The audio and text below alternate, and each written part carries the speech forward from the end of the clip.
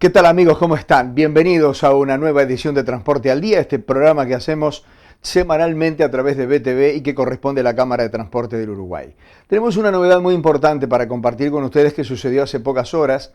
La empresa Kucha trajo al país, por intermedio de una empresa española, un simulador para que los conductores profesionales practiquen allí las distintas alternativas que ofrece no solo el manejo de un ómnibus, sino también el tránsito de nuestro Montevideo. No solo estuvo el presidente de la compañía, el representante de la empresa española que hizo traer hasta acá el simulador, sino que también estuvieron la intendenta de Montevideo, Carolina Cose, y el ministro de Transporte y Obras Públicas, Luis Alberto Heber. Ambos hablaron del tema, pero el ministro de Transporte fue más allá porque los periodistas le preguntaron de muchísimas cosas, ¿sí? De la situación de las rutas, de la situación del transporte, de la marcha de la pandemia, de los subsidios del Estado a las empresas transportistas, etcétera, etcétera, etcétera. Esto fue todo en la planta Añón de Kucha, que fue donde se instaló este simulador para que las autoridades vieran cómo funcionaba. Aquí la palabra de la intendenta de Montevideo y del ministro de Transporte. Una excelente valoración, he felicitado en el presidente de Kucha a todo su personal y propietarios, porque esto es una tecnología que permite, una tecnología digital con las técnicas más modernas, que permite encontrar los patrones que hay que corregir para que la gente, que los trabajadores hagan mejor su trabajo, incluso para que descubran cuestiones que uno, me imagino que en la automatización diaria da por sentado, y que redunda en que se conduzca mejor, que haya menos accidentes, que la gente en los ómnibus tenga una mejor experiencia. Es tecnología aplicada de punta, con un esfuerzo que ha hecho esta empresa, que me parece excelente, y bueno, bienvenido para el transporte de Montevideo, no me cabe duda. Bien. Yo creo que es un avance tecnológico llevable a nivel nacional. Yo lo decía en mis palabras. Creo que es importante tener esta experiencia que no puede tener consecuencias en un simulador que lleva justamente a calificar a los choferes, que no solamente la parte urbana, sino también suburbana y interdepartamental. Es un avance que vamos a ir incorporando. Todas estas cosas tecnológicas nos ayudan a tener la variable del error humano que puede existir acotado a la mínima expresión, porque ya hay una expertise que, como los aviones, ahora en los ómnibus, se va a hacer. Incluso si uno mira para adelante, hasta para sacar la libreta.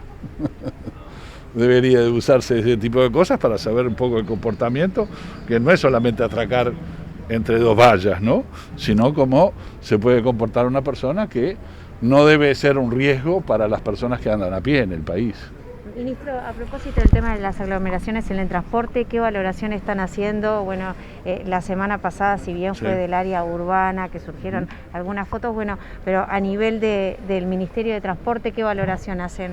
Nosotros estamos muy contentos con el apoyo que las empresas de transporte urbanas, suburbanas e interdepartamentales han hecho a la lucha del gobierno contra la pandemia.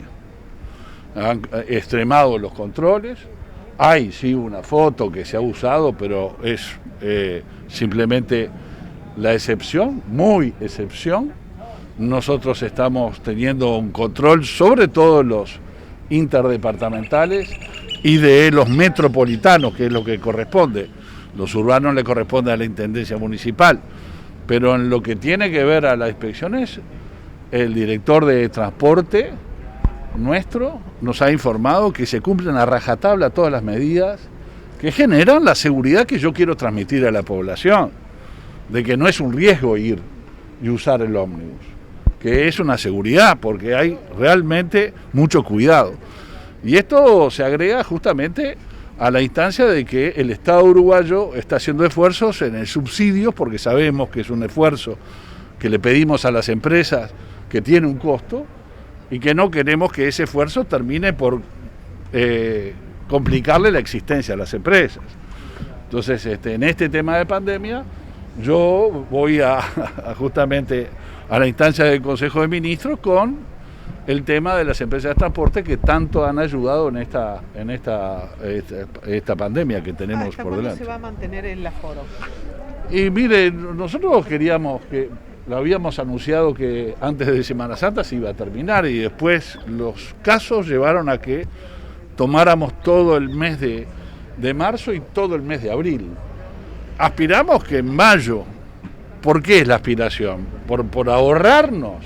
No, porque hay una realidad buena, en donde viene bajándose los casos y por lo tanto, si bajan los casos, naturalmente dejaremos de lado los aforos. Ahora, si la situación se sigue manteniendo como está, vamos a tener que continuar. Eso es parte integrante de lo que hemos ido aprendiendo en los consejos de ministros, en donde yo voy con la posibilidad de poder atender otros problemas que tiene el transporte y lamentablemente seguimos con la situación del aforo que tenemos que implementar en función de lo que dice el GACH, ¿no?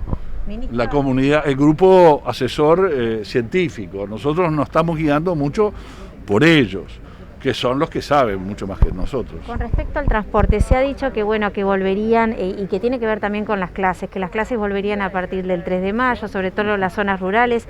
Desde ese lugar y pensando en el transporte, ¿se está pensando en implementar algún tipo de estrategia para que se cumplan los aforos, pero para que los niños y los maestros también puedan asistir a las clases? Sí, por supuesto. Nosotros pensábamos que esa realidad la íbamos a tener en mediados de marzo.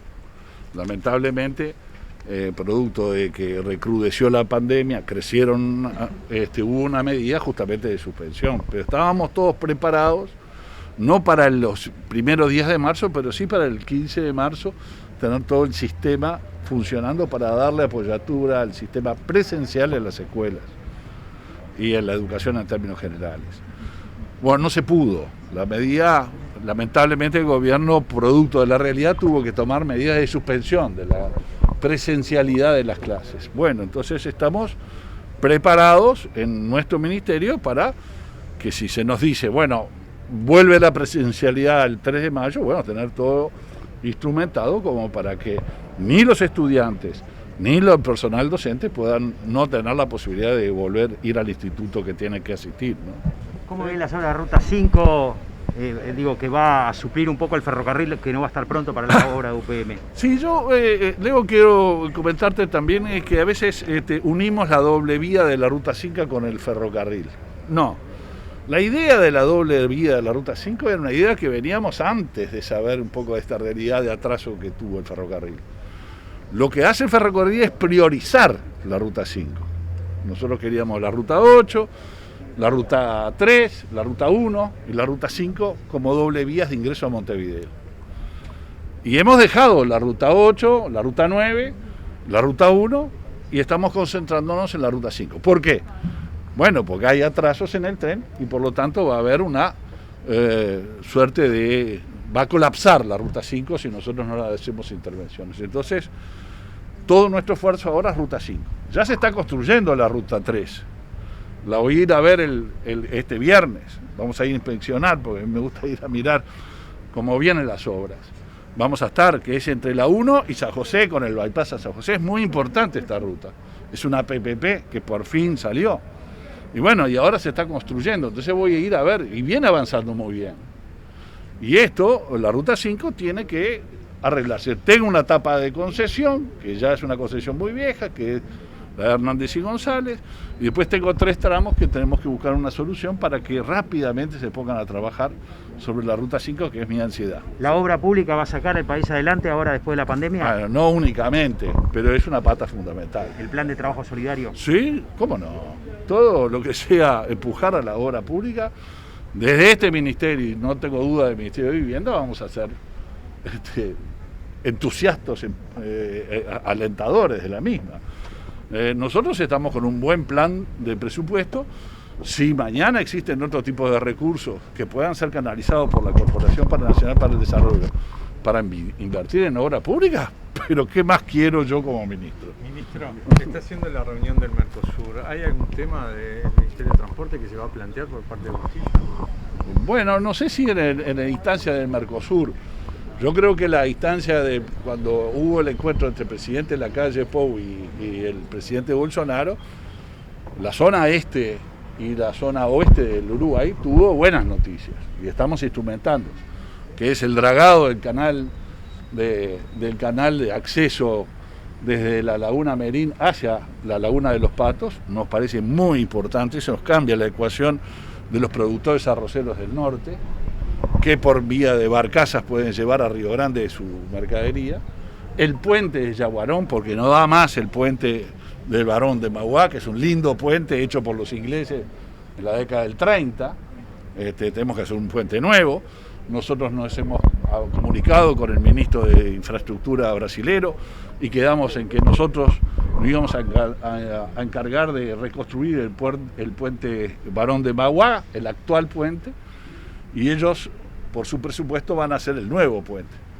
Y después lo que tiene que ver las conexiones ferroviarias y no descartamos el dragado y la hidrovía del río Uruguay, que siempre es un anhelo de conexión con el sur, desde el norte, desde Brasil. ¿Se solucionaron las complicaciones que se habían generado en la frontera con Argentina por los hisopados, sobre todo a nivel de los camioneros? Sí, yo quiero aprovechar en esta instancia el dolor, porque ya no tuvimos la oportunidad de conocernos personalmente, pero el fallecimiento del ministro de Transporte argentino en un accidente de auto, que había sido alcalde de Junín, y habíamos hecho, no una amistad, porque no podemos hacer una amistad por Zoom, pero habíamos tenido muchas conversaciones y teníamos muy buena sintonía con el ministro Meoni de la Argentina, y es una gran pérdida del Uruguay porque tanto se hace hincapié en a veces los diferendos que tenemos, cuando tenemos buenas conexiones, buena empatía, buena relación humana. Bueno, es una lástima que haya pasado lo que pasó y que damos nuestro pésame al pueblo argentino en esto.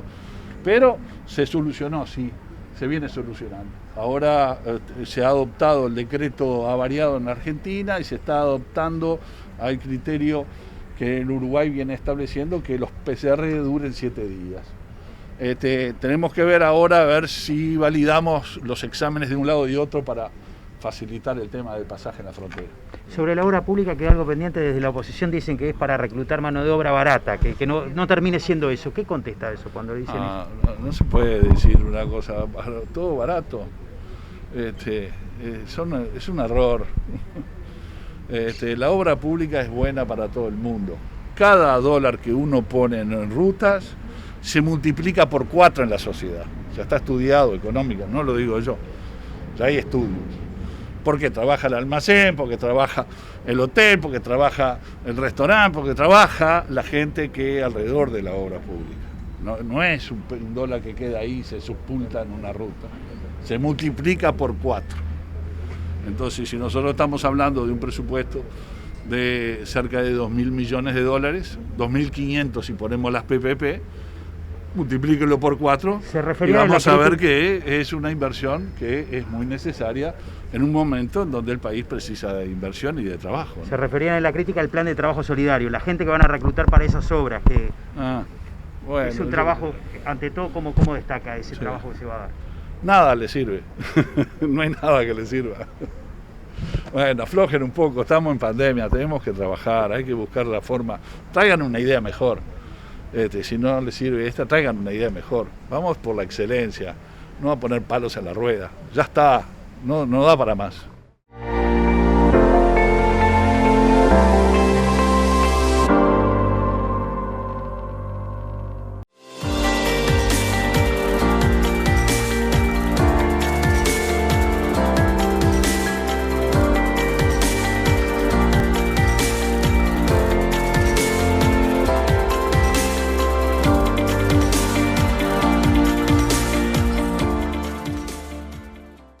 Bien amigos, seguimos adelante. También, como les decíamos, estuvo presente en esta instancia donde Cucha mostró el simulador para que los conductores profesionales se practiquen, el presidente de la compañía, Juan Antonio Salgado, que no solo habló de esa herramienta tecnológica impresionante, sino que también habló de la situación del transporte, de los horarios del transporte y de la necesidad de que los funcionarios de las empresas transportistas tengan prioridad a la hora de recibir la vacunación. Bueno, un poco el criterio para hacer esta inversión que comenzó desde hace casi 2 años y que se cristaliza hoy con esta inauguración es de alguna manera darle otro respaldo más desde el punto de vista tecnológico a nuestros conductores para mejorar la profesionalidad que ya tienen. Si tenemos en cuenta que los conductores nuestros, que son 2.525 aproximadamente, realizan el equivalente a casi 6 veces la vuelta al mundo por día y que cada uno de ellos en sus horas de trabajo hacen una vuelta al mundo por año, quiere decir que tienen una presencia muy importante en Montevideo. Si somos más profesionales, si mejoramos nuestra profesionalidad, vamos a estar mejorando la calidad de vida de todos, de los que andan en auto, en bicicleta, caminando y también de los que están trabajando en los ómnibus. Se conocieron nuevos datos del Instituto Clemente Estable sobre la sanitización de los ómnibus. ¿Qué comentario tiene? Bueno, a nosotros no nos extraña porque nosotros volvemos a reafirmar que, y por eso defendemos las situaciones cuando son especiales o sumamente especiales. Nosotros estamos trabajando absolutamente todos los días con las autoridades, fundamentalmente de la Intendencia, mirando lo que pasa en cada uno de los recorridos y en cada punto y a cada hora. Esto no es un trabajo que se haga desde un escritorio, sino que se hace con los técnicos de Cucha y con los representantes de la Intendencia. A nosotros no nos extraña el tema sanitario, porque fue la segunda definición que hicimos cuando comenzó todo esto. La primera es mantener la conectividad a nivel de todo el país y a nivel de Montevideo, por supuesto, y área metropolitana, y la segunda es hacerlo de la forma más segura y cumpliendo con todas las normas que la autoridad sanitaria, el Ministerio de Salud Pública y los técnicos nos puedan decir. Comenzamos con el alcohol en gel, con los tapabocas obligatorios para el personal, tapabocas obligatorios para los pasajeros, la ventilación en los ómnibus, que es realmente muy importante desde el punto de vista de la comunidad científica, como nos trasladó, y estamos en un promedio en Cucha de 5 sanitizaciones, o sea, 5 limpiezas a fondo interiores por día de cada una de las unidades que cumple el servicio. Comenzamos siendo fanáticos de esta situación y nos convertimos en obsesivos. ¿Por qué? Bueno, porque adentro de las unidades está lo que nosotros entendemos el capital más grande que tiene la empresa, que son sus trabajadores. Y adentro de las unidades, en la misma línea de importancia, están lo más importante que puede tener una empresa, que son sus clientes. Por lo tanto, nosotros en eso no vamos a aflojar. Seguramente van a seguir existiendo algunos casos especiales, porque un coche se rompió, porque el otro se atrasó, porque el tránsito, porque los desvíos, pero nosotros no vamos a claudicar ni a aflojar un solo milímetro en todo el tema sanitario, que es lo que de alguna manera termina confirmando este informe. Hay 0, nosotros no acompañamos el transporte, no acompañó el aumento de casos, sino que al contrario, disminuyó y está en 0 luego de que se hace la sanitización de las unidades, que no solamente se hace en las terminales todos los días, se hace en los predios de estacionamiento todas las noches, se hace en los talleres y se hace en todos los lugares que sea posible. Y bueno, lo que demuestra es que se está haciendo bien, porque por algo están los resultados. Ahora, Salgado, desde la Intendencia se había pedido un aumento en la flota en este último tiempo. ¿Se registró eso? ¿Se va a poder llevar adelante? ¿Se necesitan más fondos? Los cumplimos a las 24 horas que la Intendenta lo planteó, la flota de coches especiales, donde el servicio se iba a incrementar especialmente en las horas pico. Y allí es que hablamos con los trabajadores, por eso yo hoy decía que estamos todos, acá no puede fallar nadie, con los trabajadores, y se están haciendo servicios en el ómnibus que históricamente nunca se hacían, que era trabajar 4 horas de mañana y 4 horas en la tarde. Y eso se está haciendo en un acuerdo que se logró con los trabajadores, y estamos poniendo todo lo que pidió la Intendencia, todo, absolutamente todo, sabiendo que el mercado estaba bajando y que además ya no estaba demostrando que estaba bajando. Estamos en un 75% de la flota, con algunos días que ni siquiera llega al 40% de los pasajeros. creemos que es totalmente razonable y estamos tratando de cumplir con todas las normas y con todos los pedidos que hacen las autoridades. Ha trascendido que los trabajadores del transporte habían pedido también el tema de ser grupos prioritarios a la hora de la vacunación, que fueran tenidos en cuenta porque están en contacto con mucho público. En ese sentido, ¿usted qué opina?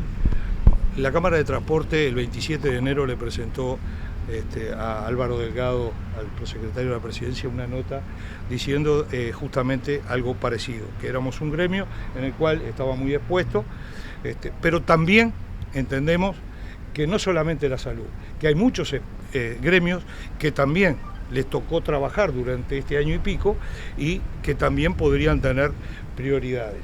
El gobierno en ese momento nos dijo que ellos tenían un plan y que tratáramos de hacer lo posible que la gente nuestra se anotara. Eso fue lo que hicimos.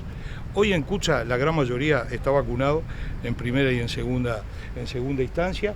Nosotros, ante las confusiones, le decimos que se sigan anotando y creemos que hay que ser muy respetuoso con el resto de la sociedad. El gremio de ustedes y muchos otros gremios también tienen pueden tener el mismo motivo de decir la preferencia es nuestra.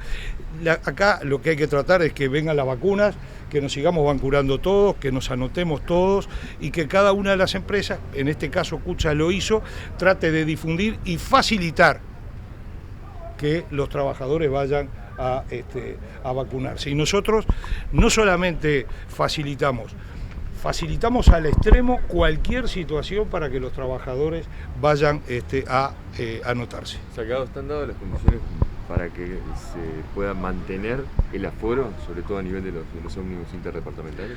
Y yo creo que sí, yo creo que esto vuelve un poco al principio, a marzo, abril, mayo del 2020. El tema económico después lo veremos. Y parece raro esto, pero es así, no hay otra. Ahora lo que tenemos que hacer es dar la conectividad. Ahora lo que hay en la génesis de un transportista es trasladar a la gente, llevarla y cumplir el servicio. Entonces vamos a tener que dar la conectividad, por menor que sea su aumento.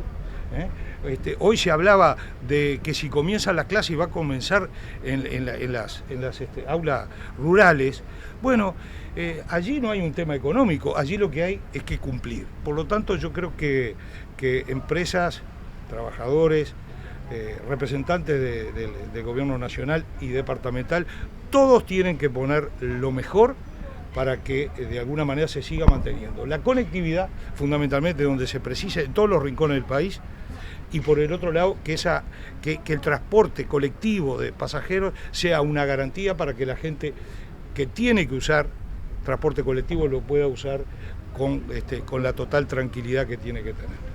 Para cerrar, simplemente, ¿nos puede dar alguna otra característica más de la tecnología que se presenta en el día de hoy? ¿Cómo se va a utilizar? ¿Cuáles son las ventajas que tiene? Bueno, en primer lugar, para los conductores que ingresan, que además de nuestro coche escuela y hacer todas las pruebas prácticas en la calle, van a pasar por un testeo de este simulador. Pero además de eso, vamos a ir mejorando de alguna manera con el simulador algunos defectos, o a veces el conductor termina teniendo algunas mañas de las normales que todos tenemos en nuestro trabajo y podemos mejorarlas. En el simulador se pueden hacer pruebas con situaciones extremas de clima, de lluvia, de calles, de iluminación, y se pueden hacer muchas pruebas que en la realidad con un ómnibus no se pueden hacer porque chocaría. Bueno, realmente esto nos va a dar esa oportunidad. Primero, los que van a entrar, pero además también los que están trabajando que puedan mejorar su profesionalidad. Ese es nuestro objetivo y por eso se lo ofrecimos. Cuando el ministro y la intendenta hicieron uso de la palabra, nos pareció correcto ofrecérselo, ya que es el primer simulador que hay en el Uruguay, y a decir de la empresa que nos puso este simulador a funcionar, de un primer simulador personalizado que hay en América del Sur. Bueno, nosotros se lo ponemos tanto al ministro como a la intendenta para que las otras empresas, si quieren sumarse, que se puedan sumar. Esto es bueno para absolutamente todo.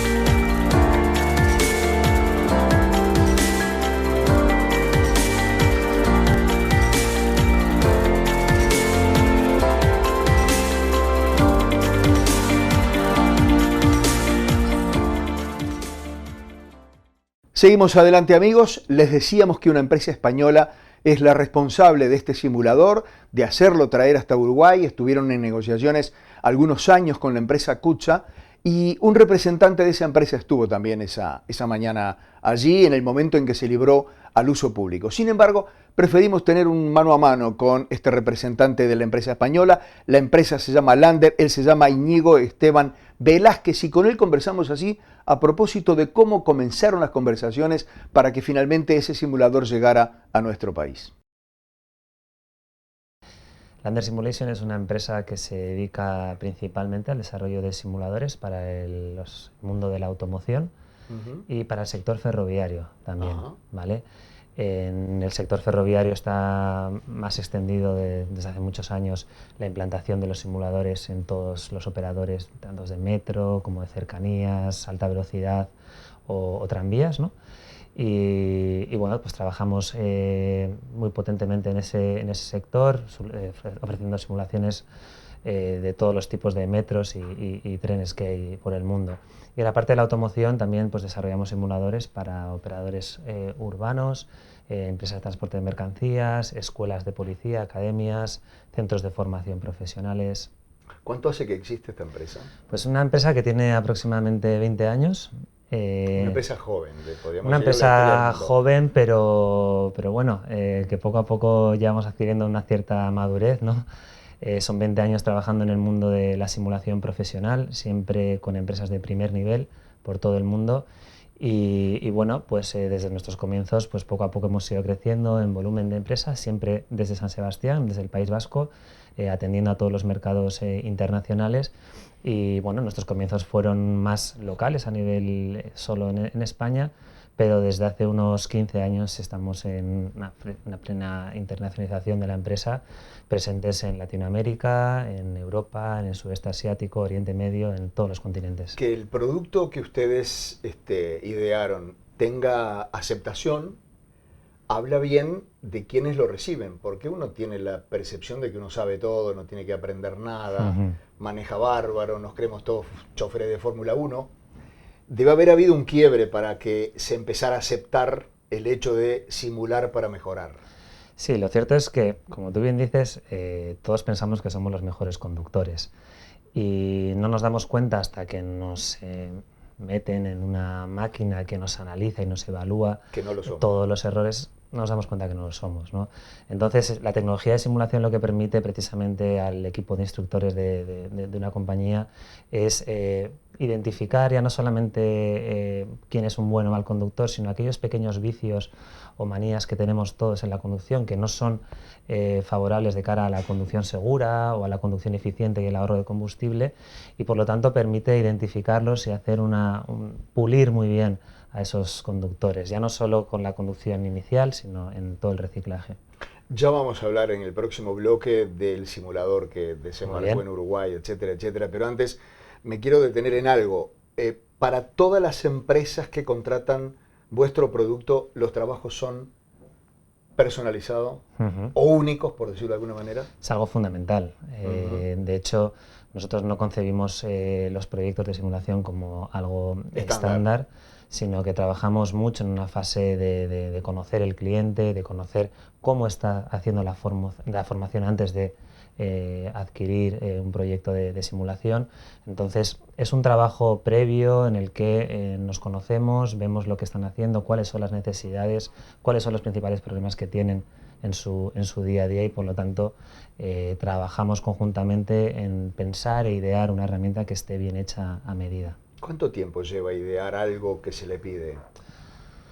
Bueno, porque hay tantas particularidades como uno se pueda imaginar. Sí. Lo que es idear un proyecto de esas características, podemos estar hablando de unos 2 o 3 meses, ¿vale? Luego sí que es verdad que todo el proceso de maduración dentro de la empresa, desde que conoce que la tecnología de simulación le puede ayudar hasta que decide invertir, pues bueno, es un poco particular de cada empresa, Claro. pero sí que hay un proceso en el que, de reflexión, en el que los accionistas se juntan, analizan y ven las ventajas que puede tener, que normalmente internamente en cada una de las empresas, como digo, es particular, pero suele rondar en torno a los 6 meses, un año de darse cuenta que esto puede ser algo interesante. Luego después, lo que sería el trabajo entre Lander y el cliente son, como digo, poquitos meses, 1, 2, 3 meses como mucho de trabajo conjunto.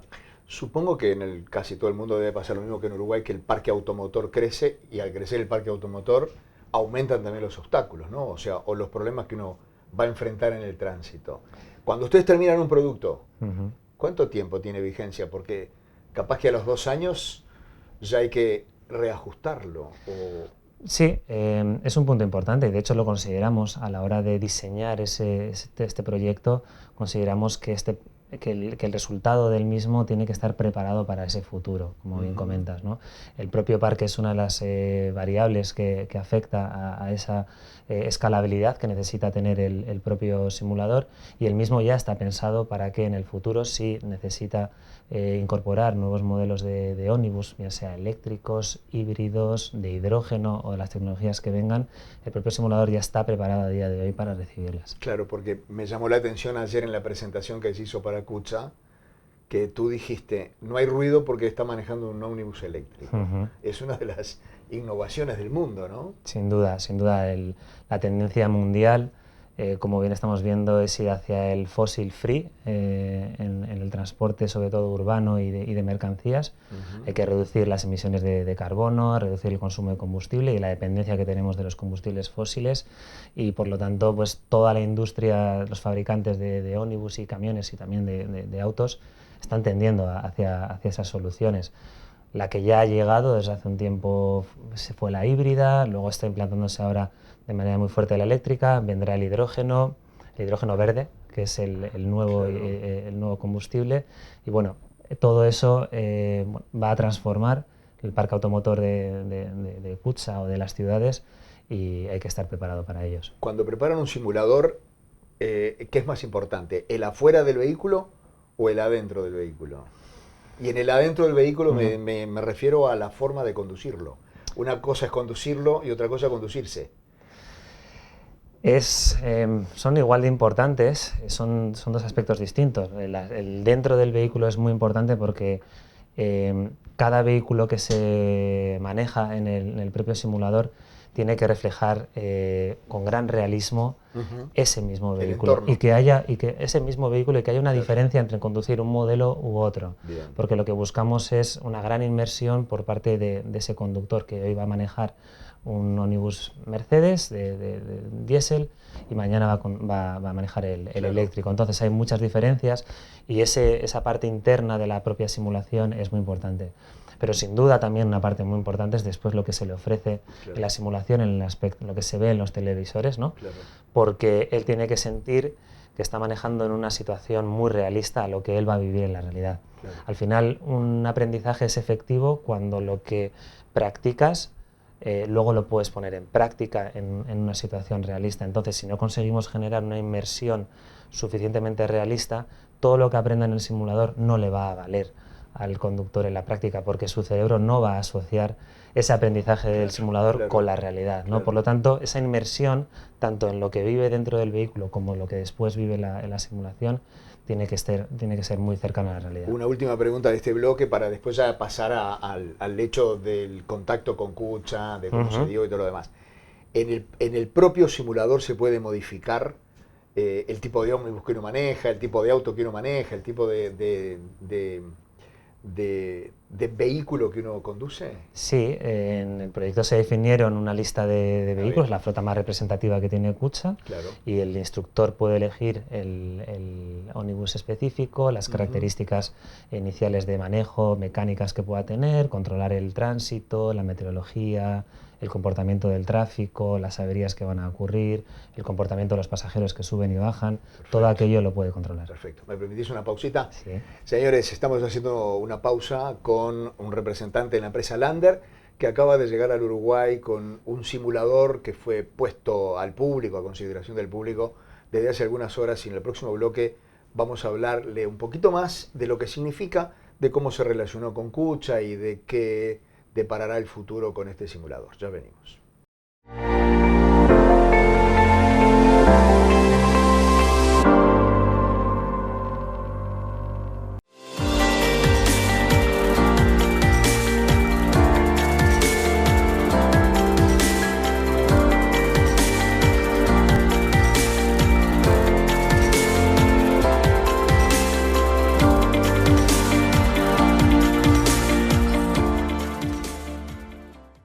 Bien amigos, seguimos hablando con el representante de la empresa española, de la empresa Lander, que por otra parte tiene simuladores diseminados por distintos países del mundo, no solo de Europa, sino también de esta parte del mundo. Con Íñigo Esteban Velázquez seguimos conversando en este último tramito de la charla que tuvimos con el representante de la empresa española.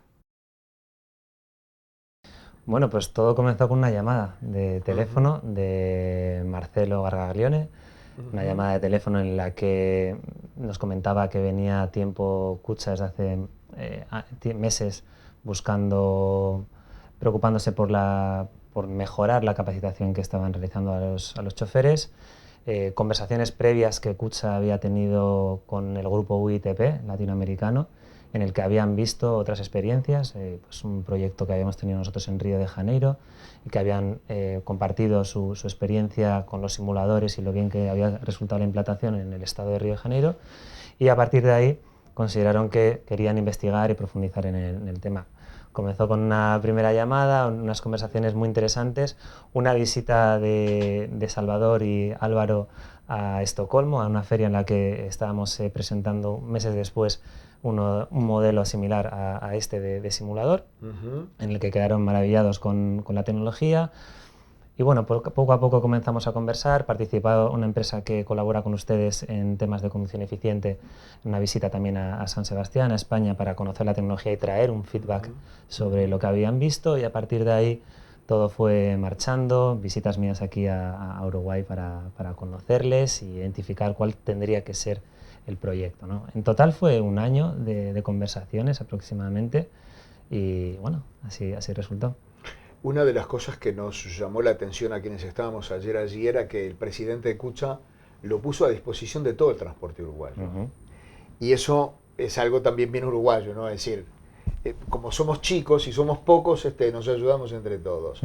Esto se puede aplicar a cualquier tipo de unidad, no solo de Kucha, digo, de alguna otra empresa. ¿Tenés conocimiento de eso? Sí, claro. Al igual que hemos comentado antes que en el futuro podrá recibir actualizaciones con otros modelos de ómnibus que tienen nuevas tecnologías, está claro que el simulador está preparado para que si se necesitan simular pues ómnibus de otras compañías o quizás el transporte de mercancías, de camiones, podría estar preparado. Al final el puesto de conducción de manera general, la ergonomía que ofrece es para vehículos pesados, por lo tanto cualquier vehículo pesado que se quiera simular, el simulador puede estar preparado para ello. Bueno, ahora hablame del simulador, que no lo tenemos acá al lado, ni tuyo ni mío, pero contame, a ver, por ejemplo, yo puedo subir el asiento, bajar el asiento, ponerlo más inclinado, menos inclinado, o también eso tiene una especie de estándar.